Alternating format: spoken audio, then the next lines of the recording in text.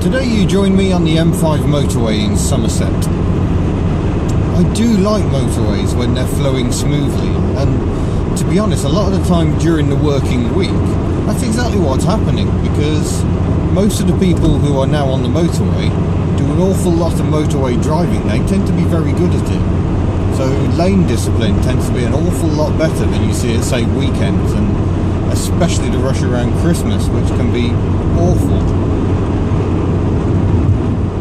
It's just really nice, because you find that, you know, if you're a bit stuck behind a slow moving car, or if you put a signal on, other cars will generally let you out. A quick flash of the headlamps, or I might move into the next lane. Although, of course, the trick with good motorway driving is to anticipate, so really you shouldn't be getting stuck behind anything, but it does happen. Sometimes you get mugged where you can see there's your overtake, and then the car behind jumps into the next lane before you can get into it. Move over, because that coach has just indicated wanted to come over. There goes that.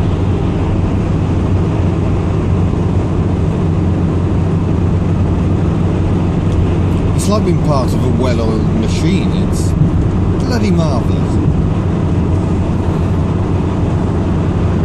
But yes, I'm clocking up yet more miles in this poor Citroen XM. I'm now 90 miles away from 130,000 miles for this car, so that'll be quite an achievement. I'm currently on my way to a Citroen specialist, where I'm hoping we can finally sort out the dodgy centre spheres on this car. I can't remember if I've told you before, but effectively there's a sphere, a suspension sphere, at each corner in an XM, but then there's another one per axle, front and rear, and when that's switched in, it makes the ride softer in theory, and when you get a hoon on, it automatically locks those out. It's little solenoids that close off that middle sphere, and that firms it up so it remains very composed in the corners. A great system when it works, but I think my centre spheres front and rear are a bit tired. I've tried changing the rear one, but it's absolutely seized solid in place, so I'm going to see if a bit of specialist know-how can get the thing shifted. We may have to drop the exhaust, so we'll see how that goes.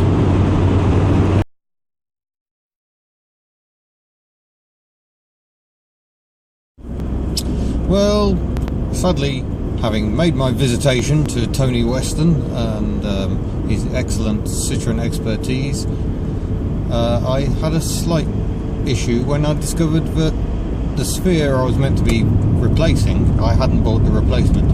What I'd actually managed to do was bring the two old outer spheres that I'd removed previously. So, stupid me, not being organised, once again. Not exactly an unusual occurrence.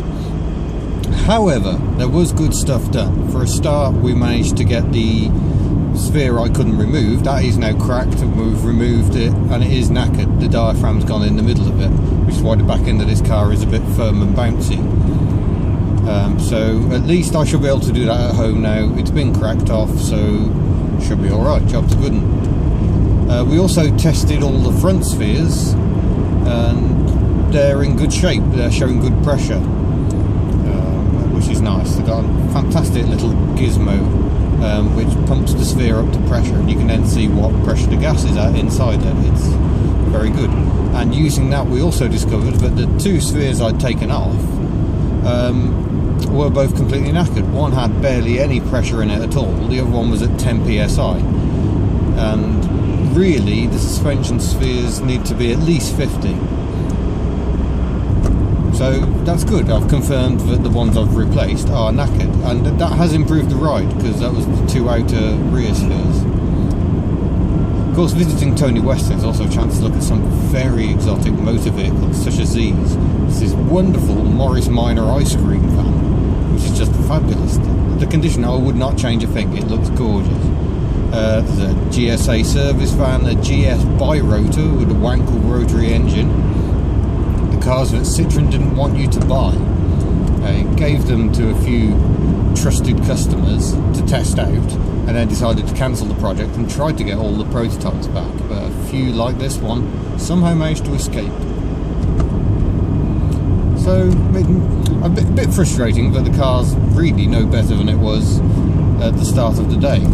But I know a bit more about it, and we've also poked about underneath and found a few issues, like there's a brake pipe that runs across the front of the front subframe from the ABS block in that near side front corner over to the offside front wheel, and that pipe is looking a bit ropey, to be honest. So I'll first of all have a go at just cleaning it up and giving it a good dose in oil, but I think really replacement is going to be the answer there.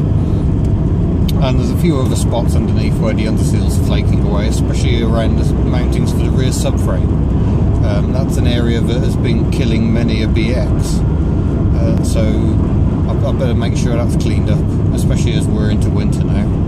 When I'm crawling around underneath, getting underseal and road muck in my eyes when I change that centre sphere, I can have a go at improving the rust protection as well. Generally, it's very sound for a car which is very nearly 21 years old. Just need to pay tribute to my XM, it's just hit 130,000 miles. We're currently swanning through the delicious Monmouthshire, Herefordshire countryside, listening to Enya's Watermark.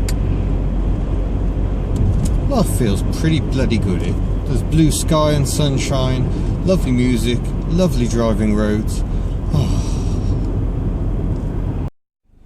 Take a good look at this Audi in front of me.